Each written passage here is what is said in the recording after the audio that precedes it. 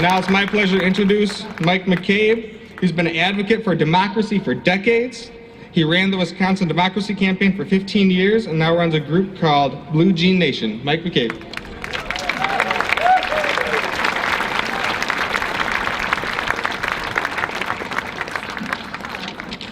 I can't claim to be a man of science. I've got no lab coat. I've never been peer reviewed, but I'm sure we can be friends anyway.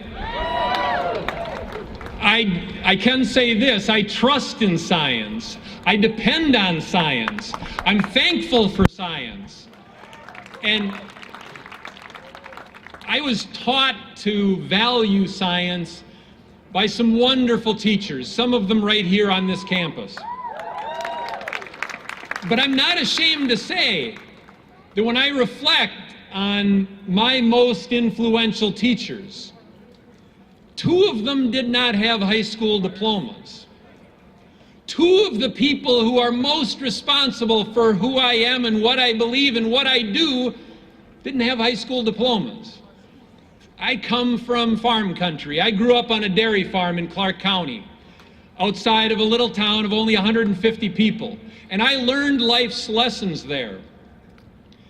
And now I run a group called Blue Jean Nation that is devoted to the idea that we have got to pull people together to get regular people back in the driver's seat of our government. And just as importantly, we need to build and promote understanding between rural and urban populations and build bridges between rural and urban communities.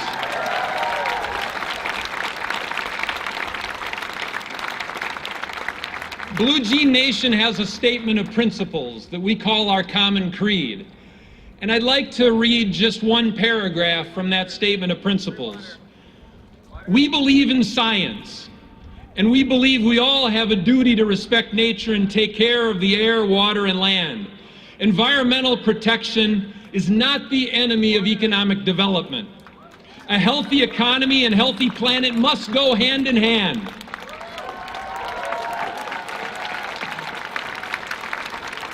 We believe there are 3 bottom lines in business.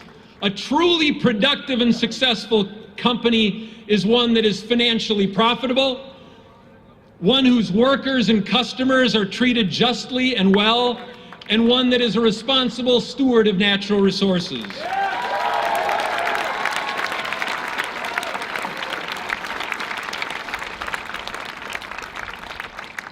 Now, much has been made about the growing rural-urban divide and other divisions in our society. Well, one of the things that Blue Jean Nation has dedicated itself to is getting outside of Madison, getting outside of Milwaukee, going to the small towns and rural communities across the state. We've held meetings in taverns, in restaurants, cafes, coffee shops, public libraries, community centers, town halls. We've held 2 gatherings in barns. And what I've found everywhere I go is that we're not as divided as we've been led to believe. Regardless of where you go, people basically want the same thing. And let me just give you one small example. The words Flint, Michigan have become synonymous with public health crisis. But what people don't think a lot about is the fact that there are 2,000 community water systems with excessive levels of lead. And 80 of those water systems, 80 of those communities are right here in Wisconsin. What people don't think often about is the fact that the incidence of lead poisoning is just about at the same level in Wisconsin communities as it is in Flint, Michigan. And in fact, the level of lead poisoning in Milwaukee is twice as high as Flint's level. But the thing is that public health crisis in Milwaukee is something that is shared in common in communities like Lake Mills, because they've got the same crisis on their hands. We all want the same things. Now, one of the opportunities I get is to talk to every imaginable kind of audience.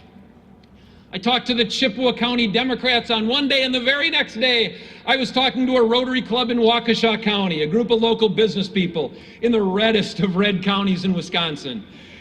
I get a chance to talk to people about their values, about their concerns, their fears, their problems. And what I find is we've got more in common than we've been led to believe. But when I talk to progressive or liberal or Democratic audiences or whatever you want to call them, there is an article of faith that I run into everywhere I go. This idea that many voters, especially those living in rural areas, are stupidly voting against their own interests. And I have to tell you, with the people who believe that are talking about my neighbors. They're talking about some of my most important teachers. And I can tell you, they are not stupid people, and they're not voting against their own interests. It is true enough that you may see their interests differently than they see their interests, but you can't impose your own definition of their interests on them. Instead, we need to go out to those communities and we need to ask them how they see their interests. We got to listen to what they're saying, the struggles that they face, and we've got to make science go to work for their interests.